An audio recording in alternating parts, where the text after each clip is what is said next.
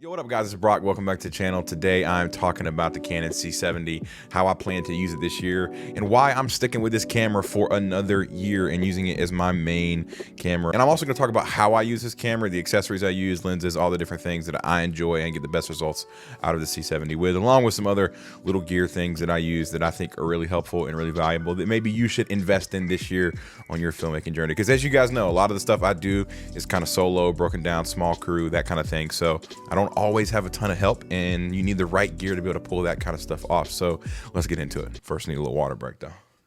So I picked up the C70 back in May of 2022, so this will be year 2 with this camera. I think it produces one of the most cinematic images for the money. The dynamic range is incredible, the colors are incredible, the skin tones are incredible. I really just love this camera, and I've been really impressed and really enjoy using it. And you can use it in a bunch of different ways, so I'm gonna kind of break down how I use it. Now to kick things off, I'm using a cage from Tilta for the C70. It's great. It's a full cage as opposed to the small rig, I think is only like a half cage. There are some other full cages out there, but this one by far is the most affordable and the best for your money. It's great. I've had no issues on it. I've basically had this cage on this camera since I bought it. It stays on there all the time and allows me just to mount different things. It's like monitor arms and different mics and things like that to the C70 to get all the mounting options that I could possibly ever want. The other thing I love about this cage is when I use it with no attachments, the cage doesn't get in the way. I can still use a handheld grab. It doesn't get on my nerves to have it on there, so it pretty much lives on the camera these days. Now this rig varies depending on what I'm going to shoot and how I'm going to do it, but if I want a top handle, I'm usually going to go with the Tilta one as well. It kind of goes with it, screws in, it's really secure. I love it. It's very comfortable to hold. It gives me good grip, and I don't feel like it's lacking anything. It feels really secure, which sometimes some top handles can feel sketchy if they're just the hot shoe mounts, but this one has a hot shoe with a screw in it, so I can screw in and not have to worry about it coming off and me dropping my camera, because everyone knows that's your worst fear. So this top handle from Tilta is super solid. I don't even really know what model number it is, but I'll have everything linked below that I have on my rig. Also, if you notice the light changing in this talking head, this is just because I have my windows open, and I don't normally use natural light like this because of the fact that it changes, but today I just want to try something different, so just bear with me on that one. Open those windows a little bit more, so hopefully it'll let a little bit more light in and be a little bit more even. I can't really tell. That may be overexposed. Whoops. I mean, it'll be fine.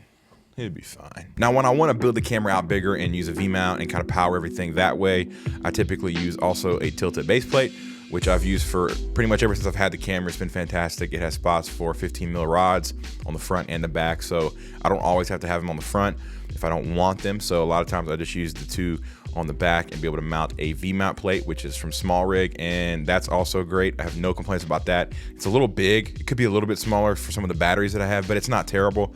And it also has some extra ports on it, like has a USB ports and things like that, along with some DTAP ports. And it's a great way to kind of power the camera on and off, and some other accessories like a monitor or things like that. I can run that all through this Small Rig V-mount plate. And I also use some of Small Rig's V-mount batteries. They're great. I've loved them ever since they came out. I grabbed a couple of them. They're fantastic. They last a long time. They're very small, and I like that it also has built-in ports on the battery itself, some extra stuff like USB-C, USB-A for powering different things like follow focus. That's been really helpful for me, on top of having the screen and the digital readout of kind of where the levels are, what's drawing power, all that stuff is super helpful. So really like these Small Rig batteries as well. One thing that I recently switched to is Condor Blue HDMI cables for the C70. I kept having cables break. It was driving me insane. I've been using the cheaper ones from Amazon, and they just tend to break and don't last very long. And the Condor Blue ones are these nylon kind of covered HDMI cables, and they're fantastic. They're super durable. They're coiled, so they don't get in the way. They kind of stay tight and stay out of the way. I love those. They're fantastic. I made the switch to those. They're a little bit more expensive, but they are worth it because they don't really break, and I've only had one, so they've worked great. I have an extra one, but I haven't even had to use it yet because the first one I bought has worked flawlessly, has yet to break. Now, in terms of monitoring my footage, I have two options that I use. I either use the Ninja V or I use the Shinobi 7-inch monitor. It depends on kind of what I'm shooting. I enjoy a 7-inch bigger monitor, but sometimes I want to be tighter, smaller, more compact, so I will use the Ninja V. I do find that the Ninja V is more accurate from a color standpoint of what I'm seeing, so I do enjoy it for that. I feel like I can trust it more in terms of exposure and white balance and things like that, but I do still use the 7-inch Shinobi a lot, even though it's not exactly perfect in terms of accuracy. But I also still use the C70 monitor built in just to kind of reference footage, but it's kind of too small to really pull focus or anything like that, so I typically will use the Shinobi 7 when I'm doing something like that, as opposed to the Ninja V or the built-in screen, just to have the extra screen real estate to be able to see and pull focus clearly when I'm kind of running, gunning it, doing it myself. Now for me, I primarily live with the speed booster on the C70. It rarely comes off. I don't think there's many projects where I've not used the speed booster. I still pretty much have all EF lenses. I have a handful of RF glass, but nothing that I use on the C70 really. They're more photo lenses or vlog lenses for the R6. So the speed booster really lives on the C70, and I love the full frame look that it gives, and it does give you an extra stop of light. And I don't really notice autofocus drops or anything like that. I think it works great. I've never had any issues with it. I know some people say that they do, but for me, it's worked flawlessly ever since I've had it. And like I said, it's pretty much stayed on the camera ever since I bought the thing, so it's still there today. Now let's talk about glass. One of my favorite lenses is the Canon EF 85-1.4. I absolutely adore this lens. It is so buttery for B-roll. I love the focal length compression that you get with 85. 85 is just one of my favorites in general. And the old EF 1.4 IS image stabilized lens is just perfect on the C70 with the speed booster. To me, you get this beautiful image, you get this great compression, you get the shallow depth of field if you need it, you get stabilization to help with handheld shots. I'm a big handheld guy. I don't love using gimbals. I have the RS3 Pro, but I don't use it all that often, to be honest, and I find that using the handheld with this IS lens is just fantastic. So it is definitely one of my go-to lenses for B-roll type stuff this year, and like a good second angle on an interview or something like that. The 85-1.4 is a dream. Now the other lens that will always stay in my camera bag is the Helios 44M. You guys saw me make a video about that. If you've not, go check that out. It's a cool video. Really proud of that one. And I've just fallen in love with this lens. I find it to be so unique and has such character, and it pretty much lives in my camera bag all the time, and it's fantastic on the C70. Again, with the speed booster, you just get this vintage kind of anamorphic looking bokeh, and it's so swirly and unique, and it has character. It just adds a certain look to your images that normal photo glass can't do, and I love it for that. So it will definitely be in my bag all year. Now the other lens that I use religiously is the one that I'm shooting on right now, which is the Sigma 24 Art Series lens. It is on my R6 currently, but I use it on the C70 all the time as well. It is just a monster of a lens. It's my favorite talking head lens, that and the 35-1.4. And honestly, I use this thing all the time. It's the perfect focal length to me for the way I like to frame talking heads. It's great for interviews. It's great if you want to kind of go wide, but not like 16 mil wide. It doesn't feel as wide as that, but you also get f1.4 at the same time. Like, I know 24-70 lenses exist, but usually those are f2.8. I have one. My Sigma 24-70 is great. I love it. I also use that all the time on the C70 because it is IS as well. It's another great B-roll lens, kind of handheld lens, documentary type lens. But for me, there are situations like I may be shooting an interview or a talking head in a living room that doesn't have a lot of depth, but I need that f1.4 to kind of blow out the background a little bit more, or go to f1.8, and sometimes the 24-70 just doesn't cut it with the 2.8. So the Sigma 24mm Art is still one of my favorite EF lenses. I've had it for years, and I don't plan on getting rid of it anytime soon. Speaking of art glass, I also have the 35 and the 50mm. The 50mm art lens gets little use these days. I don't use it a ton like I used to. I've kind of moved to different focal lengths. If I'm going for something 50mm, a lot of times I grab the Helios, or I use the 24-70 and kind of punch into 50, and that's usually good enough for me. I still love my 50mm. I don't know that I'll ever sell it because it really just holds a nostalgic thing for me. It's the lens that's been with me the longest probably.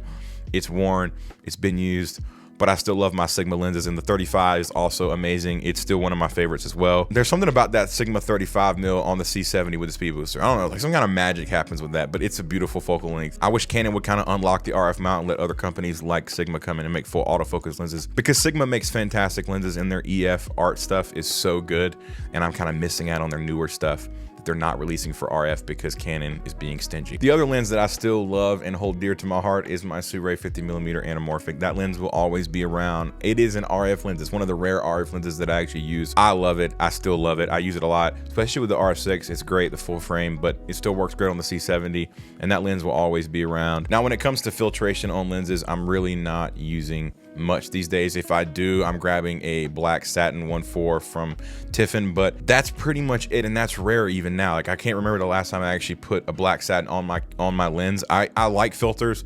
I've kind of gotten away from screw-on filters because of the C70 with the built-in NDs. Sometimes I just don't want to deal with the hassle of still having to screw on filters. But if I do, I'm going to kind of go with something like a black satin. Now, when it comes to shotgun mics and audio, I'm still using the good old Rode Video Mic Pro. Love that mic. It's still fantastic. It's my go-to shotgun mic. I also have the Joby Wavo Pro as well that I use that's a little bit smaller. It's great with the R6 because it's just a smaller package. So I enjoy that mic for that as well.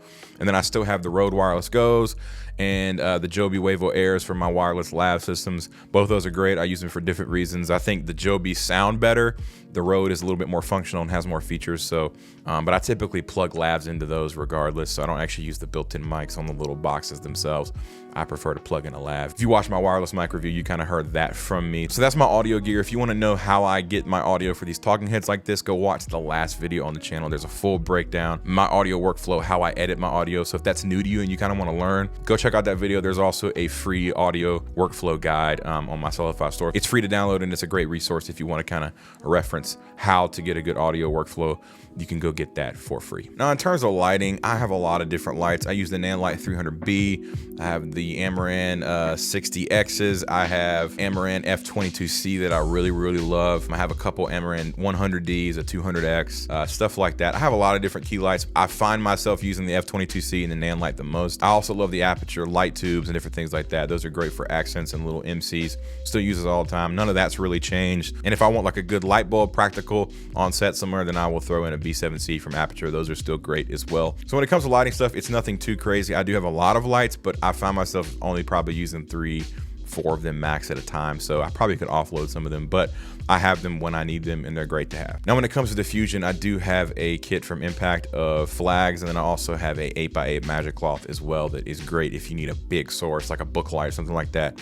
It's fantastic for that. I love the magic cloth. It gives you such a soft look.